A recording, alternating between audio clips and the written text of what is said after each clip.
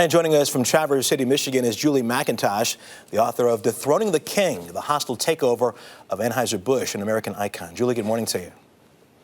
Morning. For those not familiar with August Busch IV, what do you think people should know about him?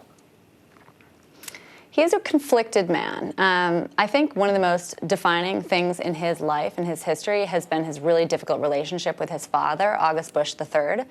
And that's something that has made his life incredibly tumultuous. He didn't spend much time with his dad ever, except for when they were at the office. And his father has been very stingy with giving praise, and it's been something that the Fourth has always longed for, acceptance from his father. And it's not clear whether he ever really got that, even as CEO of Anheuser-Busch. That's interesting. I know in his youth he had a Playboy image. Did he embrace that?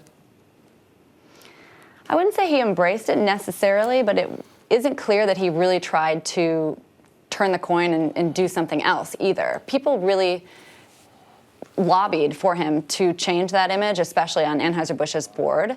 They felt it was much more responsible, at least from appearance's sake, if he kind of tamed that a little bit. But as we can see, he's still dating a 27-year-old. There's a little bit of a May-December romance going on there.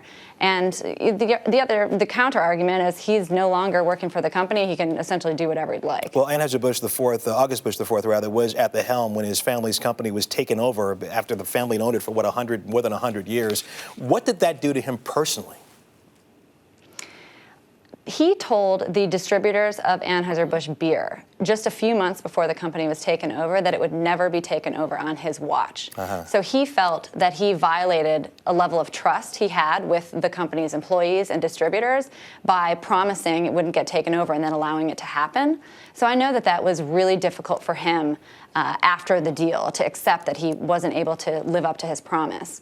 But one of the things that I speak to at great lengths in my book is that I actually don't attribute that much of the blame to the company's takeover to August Busch IV. I think a lot of the reason Anheuser-Busch became so vulnerable was during his father's reign and the decisions that his father made. Julie, let me ask you this. Charges have not been filed in this case, but what do you think? Charges or no charges, what are the implications here for August Busch IV?